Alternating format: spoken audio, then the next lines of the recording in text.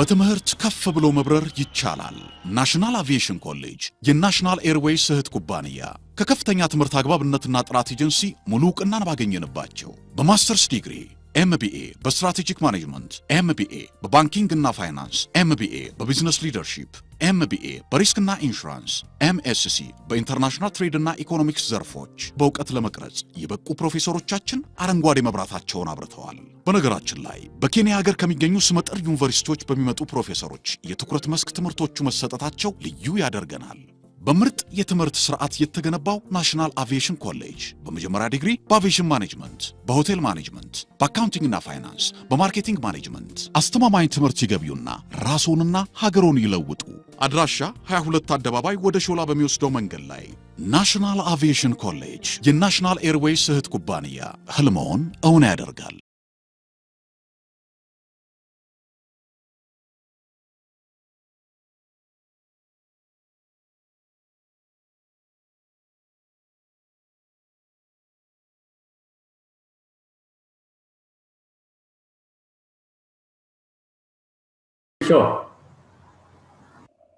Bisho, Bear, how are you guys? Good afternoon. Good afternoon, doctor. Good. Yeah. Do you think we can now start? Say today, I want us to look at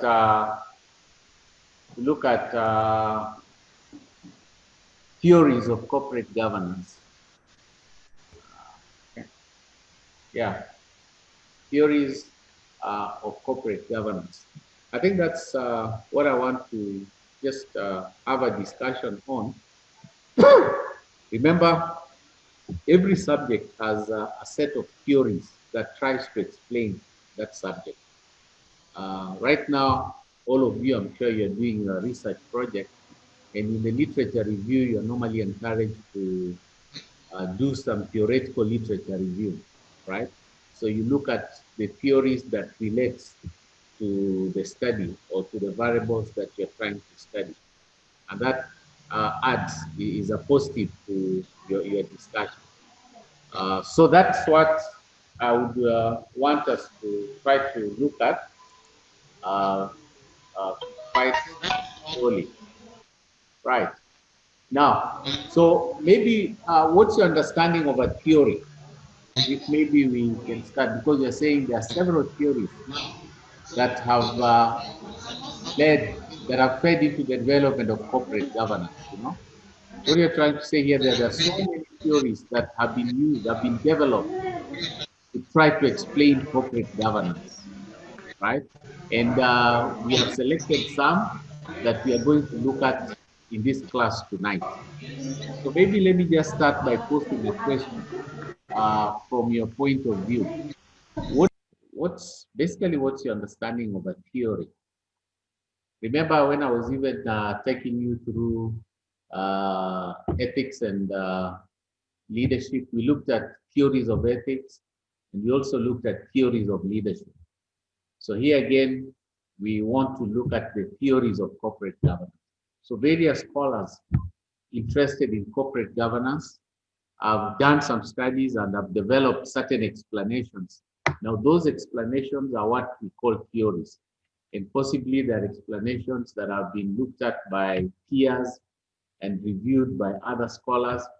And they've agreed, there's an agreement amongst other scholars that these explanations can pass. And so that is why we call them theories. They try to explain certain phenomena in corporate governance. That's why they're called theories, right? So that's what I'll be interested in looking at. Alimayu is back again. Now, the first one that I want us to look at is what is normally called legalistic theory, right? Legalistic theory. And this theory, you know, legal comes from the word law. So there's then a theory that we call legalistic theory. And it suggests that the boards contribute to the performance of their firms by carrying out their legally mandated responsibilities. You know, it basically tries to say that the board of directors and those appointed in those positions carry out their mandate based on certain legal provisions. Whatever they're doing, they are mandated by law, right? So they're working within the framework of the law. That's why it's called legalistic theory. So basically what it's saying is that the board of directors are not operating out of their own thinking. They're being governed by a certain set of law, right? So it says that the law vests considerable powers in the directors to enable them to fulfill their roles, right? So basically what the legalistic theory here is saying is that directors have a lot of powers based on the law that is vested on them to be able to carry out their function, right? Remember, we said some of these powers that the directors have is maybe to recommend for the CEO or the general manager to be fired. You know, they can recommend for certain decisions to be made. So they have all this is mandated by law, and that is what this theory says, the legalistic theory, right? So we are saying it suggests that the boards contribute to the performance of their firms by carrying out their legally mandated responsibilities. And it is this legal mandate that gives them powers to act as directors, right? So that's one of the oldest theories of corporate governance. Of course, when you have given a lot of history and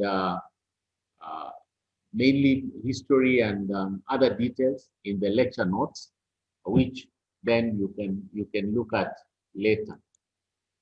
Now, there is also what we call strategic choice theory. Strategic choice theory. And the theory stresses that actions are undertaken by directors to help the firm adapt to its environment. You see, this theory assumes that directors are rational people, which means they are not mad or insane. And whatever decision they're doing is for the good of the institution.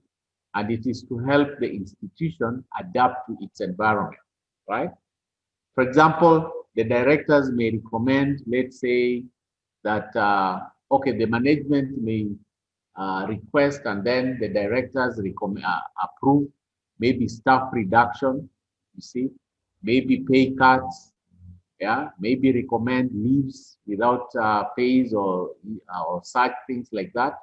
So we are assuming that whatever the directors are doing is in the best interest of the company, and it's to help the company adapt to its environment, you know.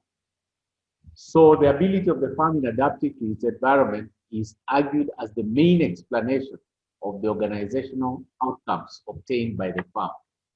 Yeah, you see, and that is why many times when we have an institution that is doing poorly, the board of directors is questioned, is under question, because one of their work is to steer the organization, to help the organization navigate through maybe environmental factors or a bad business environment, or give the right advice. So if we see an institution falling or not doing well, then we come for the board of directors. You know, they are not spearheading the organization. They are not giving the right direction. And that's why, let me end. Some two people want to enter. Kirubel, okay, I've allowed them to enter. Yeah. Oh, another one. Yeah. Okay. So that's the issue. Yeah. So that's when we fire the board of directors, the shareholders, because we are saying they're not giving the right instructions, they're not directing the company well, then what we're just invoking is the strategic choice theory, right? Which is very critical. So the ability of the firm in adapting to its environment is argued as the main explanation of the organizational outcomes obtained by the firm. So we expect the directors really to guide the organization, to steer the organization to the right course. That's what the strategic choice theory tries to talk about. Now, we also have this very common, I'm sure you've heard of the principal and agent theory. So there's what we call the agency theory. And it's basically based on the principal and agent kind of relationship, where now we are saying the owners are the principal and the directors are the agents, you know. So from the context of a corporation. So you can see the relationship between one party, which is the principal, and the other party, which is the agent. You know, that's the agency theory. So the relationship between these two, the owners, in this case, are the principal, and the directors are the agent. The owners, we can then talk of shareholders, you know. So shareholders are the principal, and the directors are the agent, because the directors are meant to ensure that the organization is profitable and the organization earns dividends to its shareholders, you know. So that's why we come up with the principal agency theory. And many times we just talk of agency theory, right? So I think this is also very critical, and it just tries to amplify the other three so far that we have looked at: legalistic, strategic choice, and the agency. So basically it means that because of the principal agent theory, the agent, the principal, that is now the owners, the shareholders, and the directors, it is in the best interest of the directors to ensure that the owners are able to get profit. Yeah, it's the best interest of the directors to ensure that the owners, who are the principals, get dividends, get profits. You know, the company is not falling under. So that's what the agency theory tries to talk about. Now, there's the fourth one, which is called the stewardship theory. Now, stewardship theory is one of the latest, is one of the earliest theories actually in corporate governance. And in this case, we look at directors as stewards of the company's assets, you know.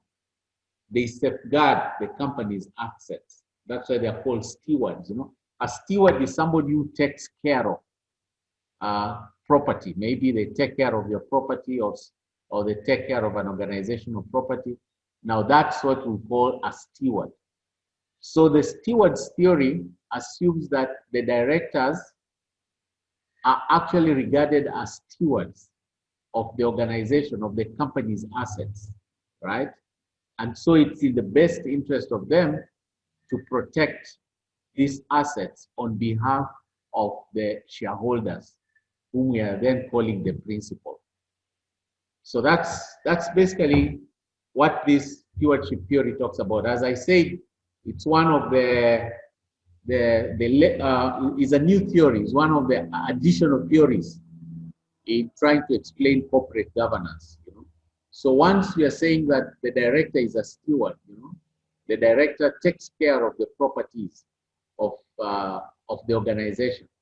So it's in their best interest to act rationally, that this property, that these assets are used in the right way, right? That the organization generates profit, the organization does not go under. You know, we could be talking of non-governmental organizations, non-profit organizations. So when you're talking of non-profit organization, still it's in the interest of the directors that the company acts in the right way. It may not be to generate a profit, as in the case with the other companies, but their interest will be to ensure that the company makes the right decisions, right? And doesn't go under, maybe by trying to engage with the other stakeholders, maybe the funders, the donors, you know, and things like that. So this is a very important theory also in ensuring that organizations survive and do not fall under. Now, there is what we call the stakeholder theory, right? Remember last week, I said a stakeholder is any individual who has some kind of interest or a relationship with your company. So we agreed that customers are stakeholders, suppliers are stakeholders, your employees are stakeholders, the directors are stakeholders, the CEO is a stakeholder, anybody else who has a direct linkage with the company. So the theory takes account of a wider group of constituents that focus, rather than focusing on shareholders, and I've explained that. Where there is an emphasis on stakeholders, the governance structure of the company may provide for some direct representation of the stakeholder group. So basically, what this theory is telling us is that every organization, an institution, or a company has a wider interest group, right, who we are calling the stakeholders. This is very different, as I said last week, from what we call the shareholders. Shareholders are individuals who have a stake, maybe a share within the company. It's not all stakeholders have shares within the company. So shareholders are also stakeholders, but stakeholders are not necessarily shareholders. You can be a stakeholder without being a shareholder. But the moment you are a shareholder, then you are a stakeholder. So I think that's a very important emphasis for us to know between these different groups of people. Now, there's also this theory that we call resource dependence theory. And the main emphasis on this theory is that directors are able to connect the company to the resources needed to achieve the corporate objectives. Remember, that's why I said we have to be very careful when selecting members of the board. First of all, most of the time we need maybe people with influence, people who have experience in that sector possibly, and they have a network, they can lobby. So that's where the resource dependency theory comes from. It's assuming that the directors are people with good standing and good network, and have maybe from experience, have people they can link us to in order for the company to achieve its objectives. So that's normally what is called resource dependence theory, as it is. Then we have what is called transaction cost theory, right? So we are saying that transaction cost economics view the firm itself as a governance structure, and the choice of an appropriate governance structure can help align the interest of the directors and shareholders. So it's looking at the firm from the economics perspective.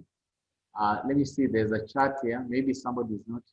Oh, your network is not consistent. All right, I don't know what to do. Okay.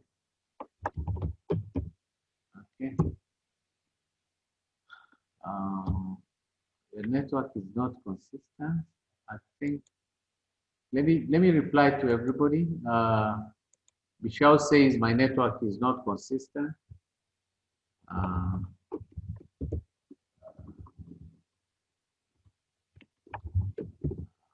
Let me see what to do about it. I'm just typing what to do about my network. I don't know why it's inconsistent, because I'm actually using I'm using the office network. I'm not at home, so I don't know why it should be inconsistent. It's breaking, is it? But I don't know. Let me try my best. I'm not sure why. So the transaction cost theory has one other theory. Biru entering back into the room. Yeah, so it looks at the economics of basically governance, right? And again, the assumption here is that the members of the board are helping us make the right choices in terms of when any transactions are to be made within the organization. Now, that's a transaction cost theory. Now, we also have the political theory. Now, the political theory we are saying has significant influence on different ownership and governance structures. Basically, what he's saying is that you see, in most setup, there is a lot of political interference with the membership of the boards of directors, you know. And so again, this theory comes in to just explain that sometimes whoever we have at the board of directors are extension of maybe different political interests. For example, when we're dealing with, let's say, a public company, right? You'd find that the people who sit on the board could be representing the political interest of the government of the day, or the interest of different political groups or different alignments. So that's what this theory is trying to explain to us, that sometimes your presence in the board would be a political issue because maybe you have been appointed there as a result of a representation from a political group. So that's that. Now there's what then again we call the class hegemony theory. Now you realize that these theories are very many, but I think we'll revise them. We'll just try to review through and see those which are common. I think common ones like the agency theory, the stewardship theory, the legalistic theory. Those are some common ones. But we have what we call the class hegemony theory, right? So you see this theory looks at directors as a group of elites, you know. I don't know, we are 8 participants. I thought I've included, so some people have entered with more than one gadget. Okay. Yeah. So in the class hegemony, what I'm trying to say is that the directors look at themselves as forming an elite group, you know, a certain elite. You know, when you say an elite, it means that they view themselves differently. So they view themselves as an elite. And the assumption is that any new appointment should be able to fit in that elite group. You know, that's what the class hegemony theory says. You know, it looks at the board constituting of a certain clique of people who look at themselves as of a certain class, right? Elitists. And so their thinking is that anybody else chosen to join the board should be able to fall in that class of elitists. Now that's what the class hegemony theory says.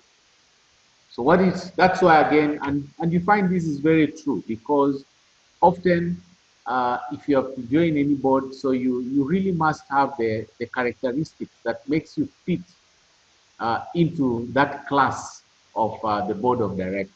So you might find that if you're not able to fit into that class, then it becomes difficult for you. That's basically what the class hegemony theory tries to explain. Now I have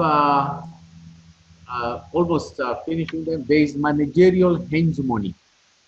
Remember I talked of class hegemony, and then there's the managerial hegemony. Now this theory, if you read the details, what it's trying to say is that, you see, the management are more conversant with the day-to-day running of the company, you know, the operational issues, the day-to-day affairs of the company. The management are much more conversant with. And so this theory basically is trying to say that the directors fear that they could be dominated by the management because of their lack of being in touch with the day-to-day operations of the company, you know. So it's a theory that tries to explain the fears that the directors may have towards the management, because the management are responsible for the day-to-day operations of the company. So they are much conversant. They are aware of what happens on a daily basis, which is very different from the directors. And the directors have that fear that they could be dominated by the management because they lack the hands-on of what happened, right?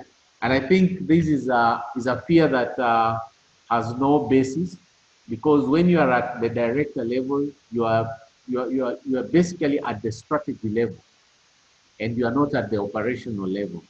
However, sometimes I've seen this happen. Some directors are so much out of touch with what happens in the company, to the extent that they are unable to make the right decisions. You know, some decisions you make without being in touch with what happens in the organization on a day-to-day basis. So this is very possible.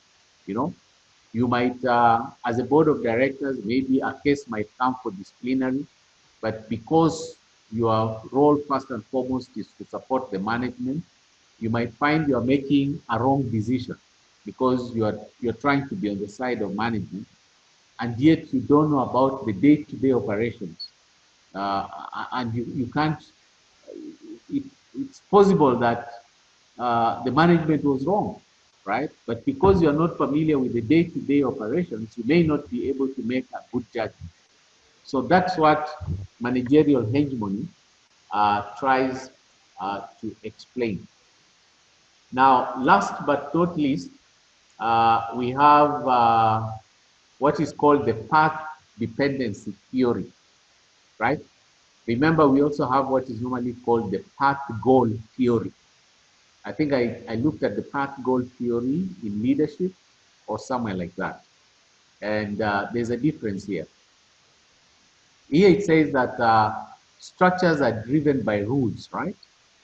So that corporate governance structures, yeah, corporate structures are actually driven by rules, So this is very similar. I don't know if you remember, there is what in management we call the path goal theory. The path goal theory means that the goal has to be very clear, so that the work of the leader is to help individuals follow the right path towards the goal. That's the path goal theory. So we must have the objective very clear, the vision very clear. And so your work as the leader is to ensure that the followers take the right path towards the goal. That's the path goal theory. But now we have the path dependence theory, which again says that corporate structures are driven by a set of rules. And these rules must be obeyed for us to be able to achieve the right corporate governance. So that's basically very clear. Path dependence theory. Now, last but not least, we have now the institutional theory. Yeah, this is the second last. So the institutional environment influences social belief and practice that impact on various actors within the society. So basically what this theory says is that there are other factors out there, right? Like social belief and practices, you see, that have an impact on institutions and on organization, right? So institutional environment basically is subject to other factors, yeah, social beliefs and practice. So which means that even corporate governance could be subject to environmental influence, like social beliefs and practices. Yeah, and that is why I keep saying that sometimes we look at maybe corporate governance from how is it influenced by the culture, let's say from an Ethiopian perspective. How much of the Ethiopian culture, practices and beliefs influence your corporate governance structures, And there has some explanations, I'm sure. There is a way this influences, right? So that's what the institutional theory is trying to explain. And then finally, so we've looked at almost 14 theories actually. 13 or 14 thereabout. So again, as I said, I was just giving the highlights, but if you go now to my lecture notes, you'll read the complete details. But of course, the highlights I'm just trying to explain what they're all about. Now, there's network governance theory, which talks of a structure of network governance allows for superior risk management. So basically, what he's trying to say here is that it's looking at a structure of networks, in governance that helps to take care of risks within the organization. You're saying it says allows for superior risk management, So we may have to discuss this further and try to find out what is this structure of networks in governance that allows for risk management, So maybe, is it having maybe internal auditors, external auditors? Is it maybe having those kinds of checks and balances within the corporate governance structure that then takes care of risk management as it is? So I think what I've tried to discuss are about 14. Just very briefly, I could not go into the details, but I just wanted to highlight them so that when you read, and then you can get the details. But then, so maybe this would summarize some of the things that maybe we were looking at. I just want us to maybe to try to see if we can briefly discuss based on what you've discussed and based on the notes that I sent you. So critically discuss any 5 theories that have influenced the development of corporate governance, right? So we have actually looked at about 14 of them, right? And you could pick any of these. I don't know which one somebody of you remember that you can remember from the 4 that I've discussed, and just try to explain from the Ethiopian context how you think this theory has influenced corporate governance.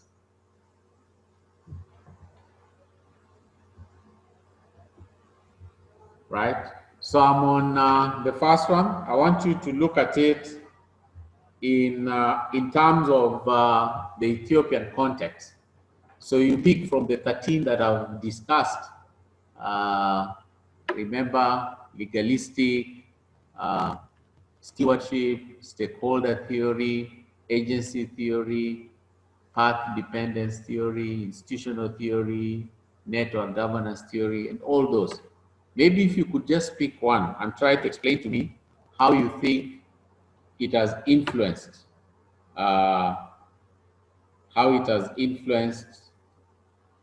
corporate governance from an Ethiopian perspective. Can I comment? Yes, go ahead.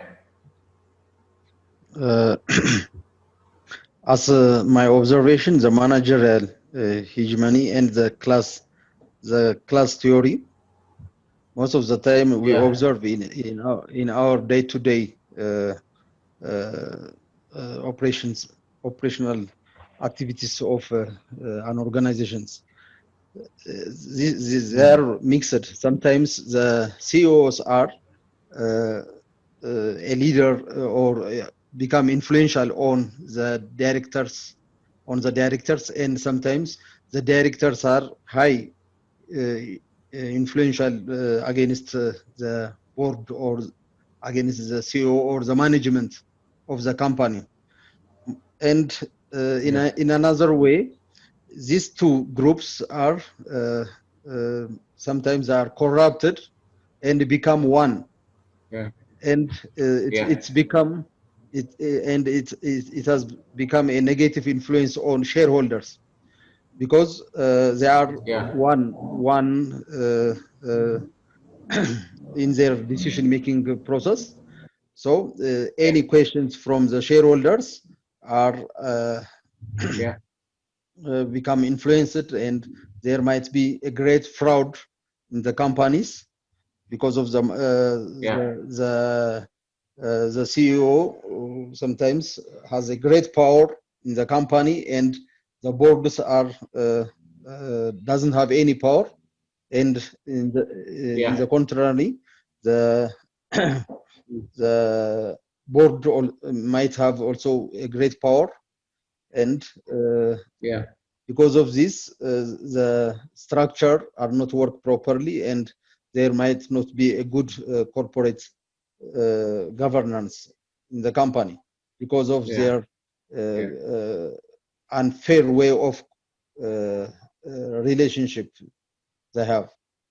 So these two things, we have seen these two theories most of the time in Ethiopia: the managerial and the class theory. Yes, you're right. So I think Biru has tried to explain the managerial hegemony and the class hegemony theories with respect to the Ethiopian context. So I think, thank you very much. That was a good explanation. Just trying to relate these theories with what you see in the Ethiopian context. Now, do you think that different theories are more appropriate to different types of ownership structures? Do you think that different theories are more appropriate to different types of ownership structures? Would these theories just all be applicable throughout the board, or you would have theories that are applicable for certain ownership structures? In which case, we are saying, are there theories that can be applicable for privately owned companies, maybe government-owned companies, or like that? Or we can just have them across the board? Yeah. But who wanted to answer that? Do you think that different theories are more appropriate to different types of ownership structures? Can I try? Yeah, just try. Yeah, go ahead. Okay. Yes. Usually when we see the theories, different organizations apply different theory. That means that can fit to their business as well as their resources, and it depends on the perception of the directors and the general setup of the company. Mostly in the Ethiopian context, most of the companies are PLCs, private limited company in the private sector, and the major economic operators are government organizations. In the government organization, mostly political theory is applied. They relate everything to their politics. And the significant influence comes from the government himself. That means the politicians. So they lead the company to their interest and to their political goal. These are observed in the government organizations. Even there are also party organizations. You see, in Ethiopia, the political parties has established a business organization. So those organizations are led by the politica as well as the transaction theory. You know, they want to control the economy and they divert their organizations to the overall to the overall direction of the country's transaction. So they do that in the PLCs, in the private organizations.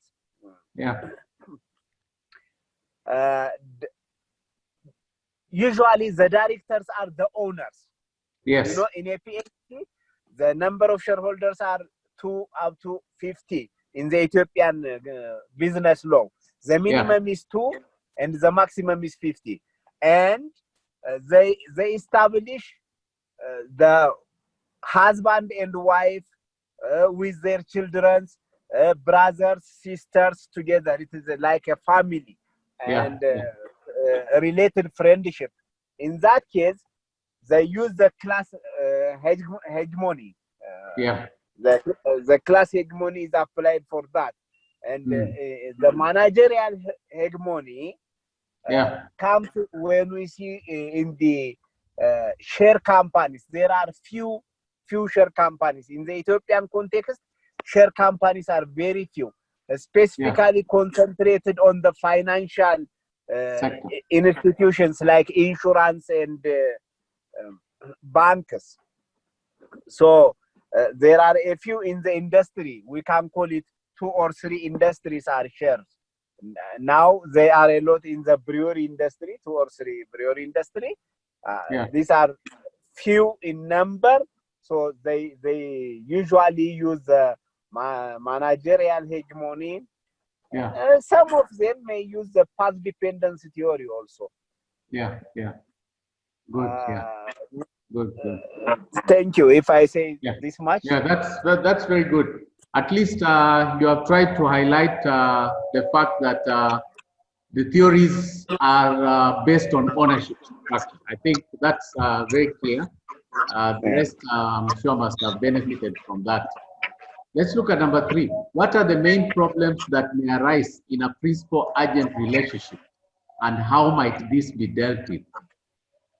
Remember when I talked about the agency theory, where we said that the principal are the owners, you see, like now the shareholders, and the agents are the directors. So the principal-agent relationship is the relationship between the directors and the shareholders. That is now the principal, the directors standing on behalf of the company. The ones who are, the principal is the owner, and the agent is basically the person who is employed by the principal to do the work for him. So we are assuming the directors are working on behalf of the principal. And so that's why we are saying, what are the main problems that may arise in a principal-agent relationship, and how might this be dealt with? Let me just take you back to the principal-agency theory. Here.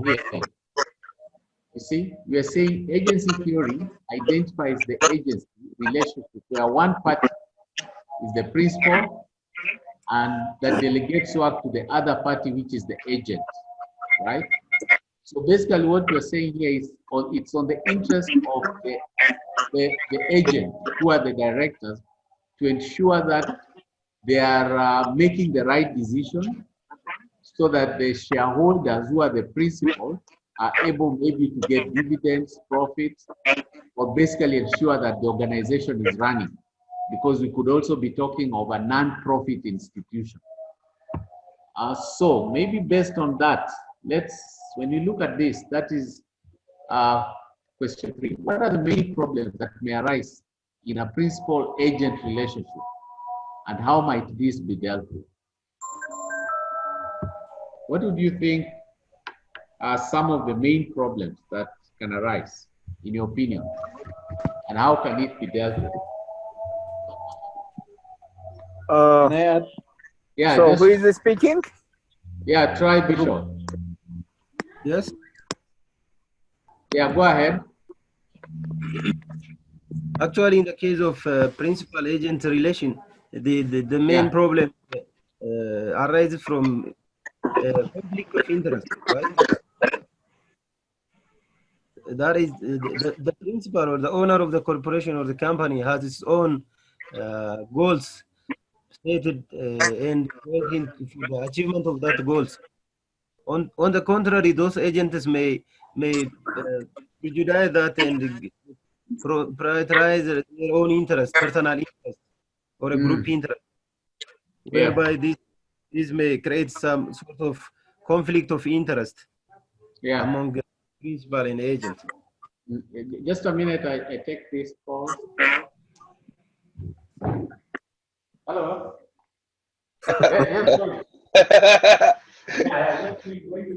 Selma, Bishop. አሳይመንት ሰጥቶን የለ እንዴ? ለምንድን ነው አሳይመንት ባደረገው ጥያቄ ረስቶታል ማለት ነው? ረስቶታል።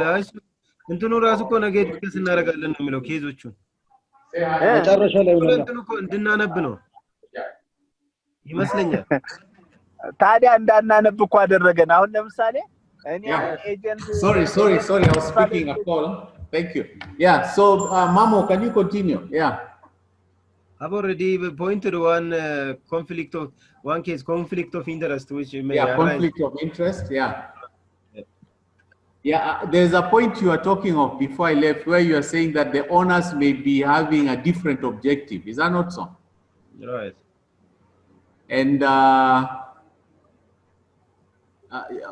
so if they have a different objective, that would mean that just try to explain that, because that's where I wanted to get properly.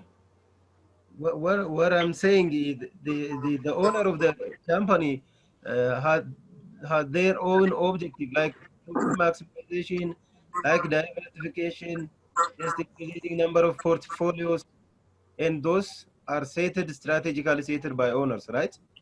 Yeah. Whereas those agents are recruited as just to perform this, right, by the owners.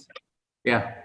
On the contrary, sometimes those agents may divert to their personal interest, their own welfare or business, and the company may fail, right? This may create the conflict of interest between them. Yeah. Good. I think that's right. Yes, I totally agree with what you have said. Yes, Alemayu wanted to say something. Yes, and then Bekal. I want to add something. Yeah. Usually, the relationship between the principal and the agent is the principal delegates the authority to the agent. Yes. And the agent acts and makes a decision on that delegation. Yes. So in this process, the principal has an objective. That means the objective of the company in a business organization, that is maximizing the wealth of the stakeholders, is the basic objective. Yes. At the same time, the agent may arise conflict of interest. That means they want to make their benefit, to maximize their benefit instead of the company's benefit. You see, a lot of problems has been observed in the 2008 economic boom in America. The banks were declaring a false profit to maximize the benefit of the management and the board to have more.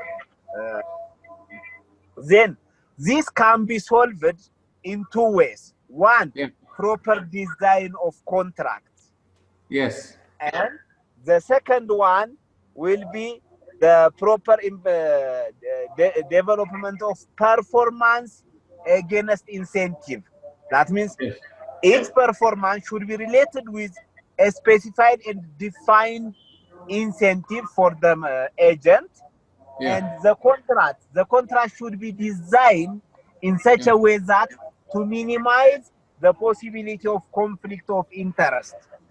And it should be clearly stated how they have to be judged. Thank you.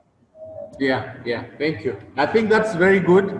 I think there's Bekal, but let me just say something that Ayala said, which is very important, is that in this relationship, the principal gives the agent the mandate to act on their behalf, right? Yeah. And so what Bisho had said, and then the contract is designed in such a way that you have the deliverables.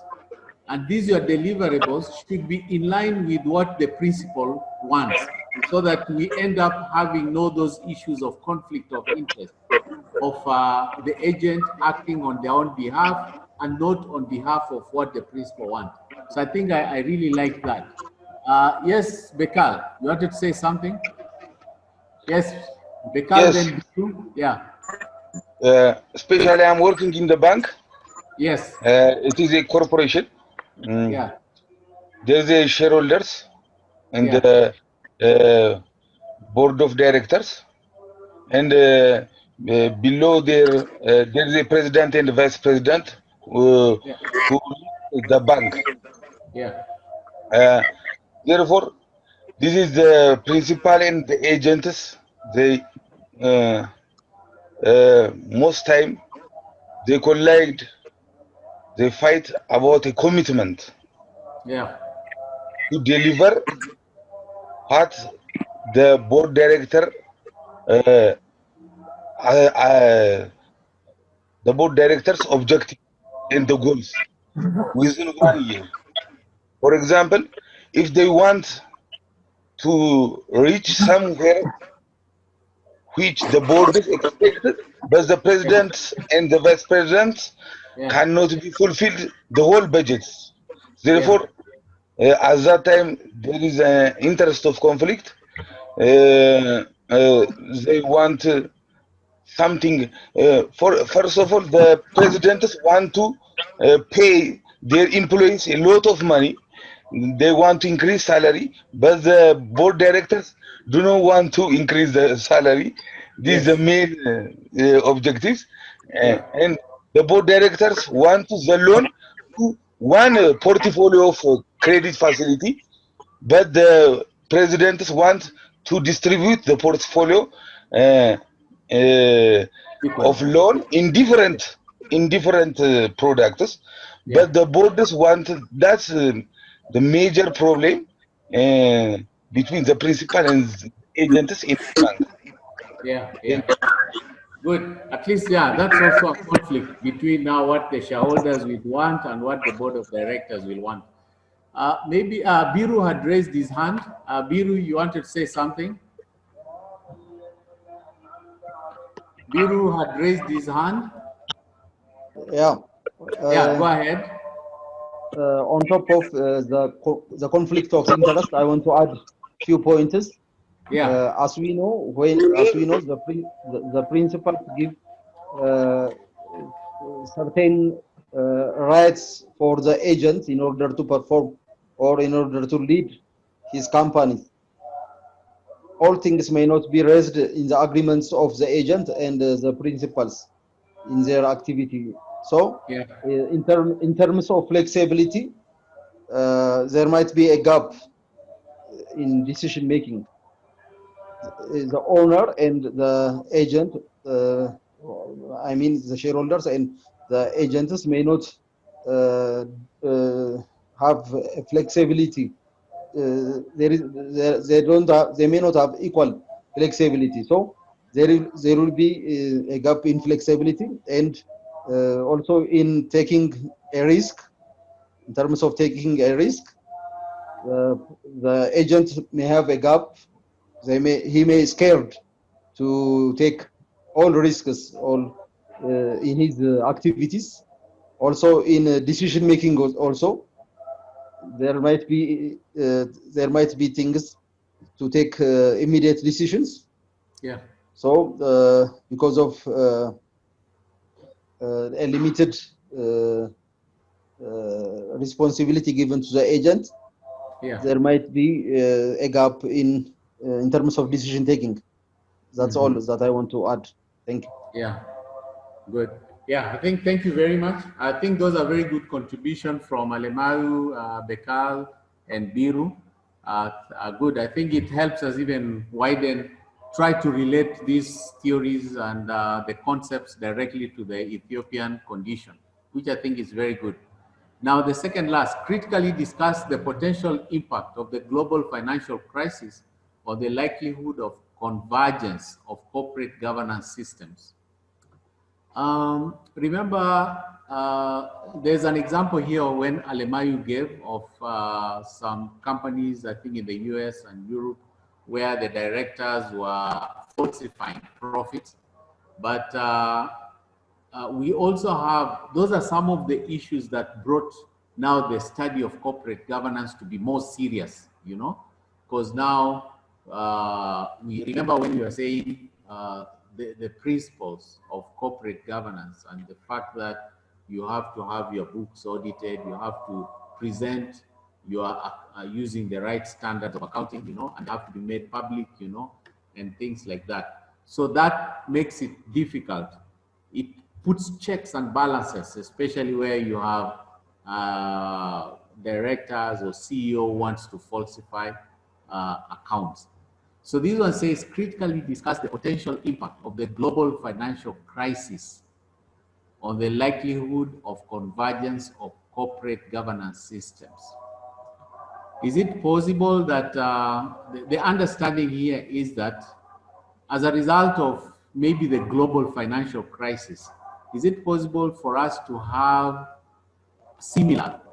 there's some similarity in the corporate governance systems globally? Is it possible?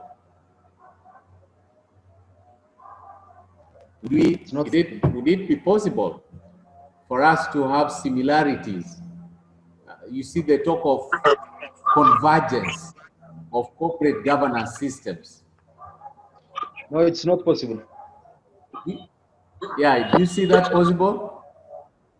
It's not possible. Alimari, you wanted to say something? Yeah. You wanted to answer that? Yeah. Yeah, I will try something. Yeah. The convergence of corporate governance due to the financial crisis, some of the multinational companies who are operating in different parts of the world has tried to make their corporate governance for the same for the whole. But in most cases, they didn't succeed practically. Corporate governance is basically dependent on the country politics, the culture of the people, and the business, the way how they are doing business. Our culture and the way how we are doing business is different. In Ethiopia is different from Kenya. It is different from South Africa, and even different from the Far East. The Chinese and the Eastern and the Western are not the same. If you remember, there was a clash of cultures when Renault of France and the Japanese companies were merged together. They have tried a lot of things, but they end up in a mess, and they want to retrenching also. So usually, practically, it is impossible, as Buru said. Yeah. Thank you. Yeah. So it's impossible. I think that's what I wanted to come out. That this is something that is mainly dependent on many things: culture, politics, and all those things. So it's very difficult to have a convergence of systems. Yeah, you're right. Yes, Bikal, you wanted to say something? No. Yeah, it's okay. Then the final one. Stakeholders can and should be principals, enabling them to further their investment in the same way as shareholders. Critically discuss this statement. Remember when I tried to say that shareholders are stakeholders, but stakeholders are not necessarily shareholders, You could just be an employee and you don't have shares in the company, or you could just be a supplier or a customer. You see, you are a shareholder, but you are a stakeholder, not a shareholder. But you could have invested in the company. Maybe you have some, you have bought shares, then you become a shareholder. But now the question says shareholders can, stakeholders can. That is now looking at employees and all those other people, suppliers, contractors, and the rest. Can and should be principals, enabling them to further their investment in the same way as shareholders. Discuss this statement. In the West, not in the West, in the East, they encourage employees to be also shareholders, you see. so that if you are employed in the bank, you are encouraged to also buy shares. Or if you are employed in, let's say, Toyota or Honda or any of these motor company, you're also encouraged to buy shares, so that as a stakeholder, you also become a shareholder, you know. And the reason they encourage that is that, you see, when you become a shareholder, then you treat the company, you're part owner, you know, like you own it as well. And so you treat it better than somebody who is just there for, let's say, a salary and goes home. So if I'm just there for a salary and I'm going home, I don't treat the company as if I own it.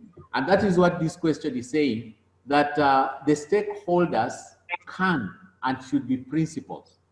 But of course, this is not for all organizations. This is common with the banking industry. I don't know whether it's common in Ethiopia, but other parts of the world. And it's mainly common also in the motor industry, especially in the East, and large conglomerates in the West.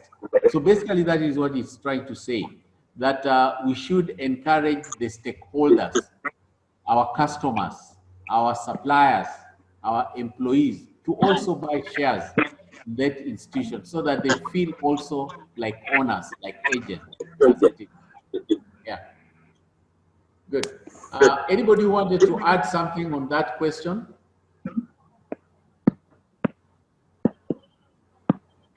Yes, Bekal, go on. Most of the time in Ethiopia, in banks, most employees are shareholders of their own bank. Yeah. And the management is also a shareholder. Yeah. The employees also. Are employees also shareholders? The shareholders always within a year want to distribute some little shares for their employees, especially big customer, big creditor, or big depositor.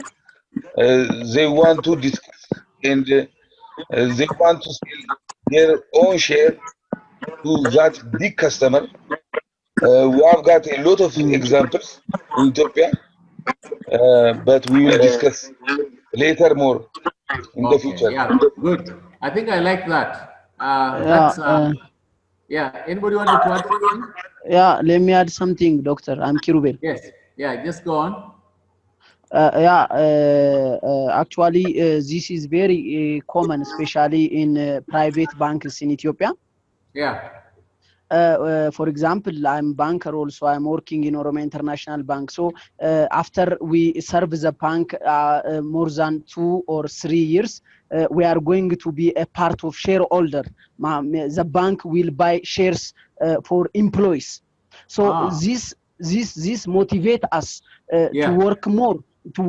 Because we are going to belong to the bank. The bank is ours. So this is very important and very excellent issue. In different, this is very systematical for different banks. So when the bank is buy share for us, we are striving more for our banks, because we have already share for the bank. So I know this, and very good issue, creating employee from stakeholder to shareholder.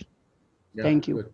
Yeah, good. I think I like that from Kirubel. I think he has ascertained there are 2 bankers here, Kirubel and Bekal, and they have attested to the fact that employees are encouraged to buy shares and become part of, now you look at the bank differently. You look like an owner, and you can put the directors to task on certain decisions that they're making. So I think that makes a lot of sense, and thank you for your contribution. Now, yes, Ayala, you want to say something? Yeah, go on. When we say stakeholder, stakeholder are various. For example, suppliers. Yes. And distributors, and also the community and the government are also stakeholders in an organization. So can we make all the stakeholders a shareholder, a principal, or it is selected as Kirubel and Bakal said? Making employees a principal is common, usually in selected organizations. In most, except few, a lot of organizations are doing that. Even in Ethiopia, as they say, they are doing. And also, the company that Buru was working gave a share for the employees also. That's possible, but what about the other stakeholders like the suppliers and the distributors, buyers? Yes. I think that's a good question. What I've always seen is that they are encouraged. You see, sometimes the company floats shares and encourages the suppliers, distributors to buy shares and be part of the company. So I think won't it raise a conflict of interest between the non-stakeholder, non-principal suppliers and buyers, and the principal suppliers and buyers? you're feeling it will bring a conflict of interest? Yeah, usually for buyers, for example, if they are large distributors who took the product of the company, and for suppliers who are supplying the product of the company, if they are principals, they may claim they have to be the only supplier and the distributor for that product. I get you. They want to use their voting power to do that. Yeah, I get you. Yeah. So how do you avoid that? Distributors and suppliers make you don't, if they're shareholders, then they don't, because that becomes conflict of interest. And in fact, in good procurement practices, they should not then be allowed to supply. Once they Even become, let me tell you some cases. For example, in the bank and insurance, the major clients are needed to be shareholders or principals. But in some banks in Ethiopia, they abused major shareholders in the board has influenced the board and the management, and they took a lot of loan from the bank. They abused their rights. So how can we control this also? Yeah, I think that's where now the principles of good governance, because that's actually conflict of interest.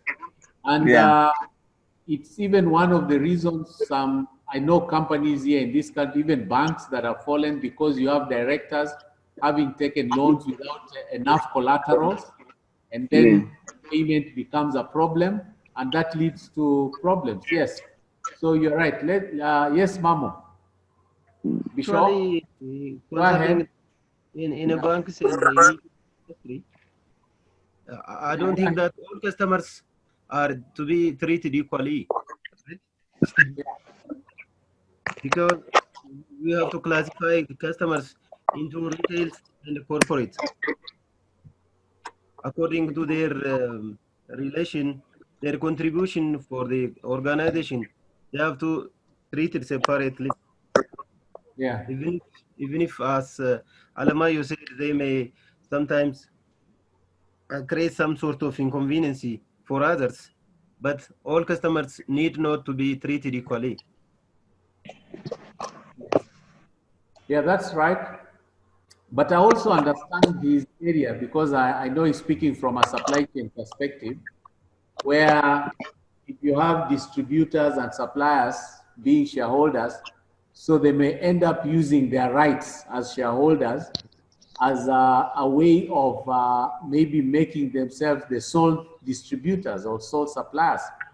So that's maybe what he's trying to say. How can we deal with it? But we see good principles of corporate governance says that it's a conflict of interest. The moment you are now shareholders, basically it means you are not supposed to trade with the same company where you are an owner. You know, that's what it says. But many times we abuse this. So I think once that happens, then the good principles of corporate governance should come in and people should declare, which is normally very difficult. So for me, the right thing is you declare your interest, and if your interests are in conflict with the organization, then you maybe surrender the distributorship or the supplier to somebody else, which is very difficult. Yes. So I think that's true from a supply chain perspective, and especially when you're dealing with manufacturing firms. Then that comes. Yes, merchandising business. Yeah. Most of the time, merchandising business leads to the vendors and suppliers and demand suppliers chain. They think about that. But in banks, there is two big customers. One is depositor. Yeah. The other is creditor. Yeah. Most of the time, the bank want to safely secure those two customers to be as a shareholder or not. They want to deal with them. Yeah. Not only paper supplier or vault supplier or some chair supplier. They don't want to deal with them. And that purchase is performed with auction. Therefore, there's a tender. They release tender. The winner will supply all equipments. That's the end of transaction. But the main core peoples are creditors and depositors. Yeah, we deal with them. That's why. I think it depends on the industry. From the banking, it's a different. It takes a different picture, and in manufacturing, it takes a different picture. So I totally agree with that observation. Right. So I think that was very good. I want to leave activity 2 for tomorrow, so that tomorrow I look at all the case studies that we have left pending, 1, 2, 3, and 4. We discuss them before we can move on to week. This is supposed to be lectures for week 5 and 6. Yeah, week 5 and 6. So tomorrow I want us to clear up the pending case studies. Then we can then begin work on week 7 and 8. Good. So I think let me just end the class. Those who joined later, I discussed the term paper and said case study number 9 and 10, I'll treat it as an assignment, 10 marks, that makes 20. The term paper, I would want you to review a corporate governance structure of any organization you know, or the one that you're working for, and then you give its positive attributes, and then you also give areas where you think improvements can be made. So that will be your 30 marks. Good. So I think for tonight, let's end it there at 7:10. Let's meet tomorrow at 2 to discuss the case studies. So thank you very much. Enjoy your evening. Let's meet tomorrow.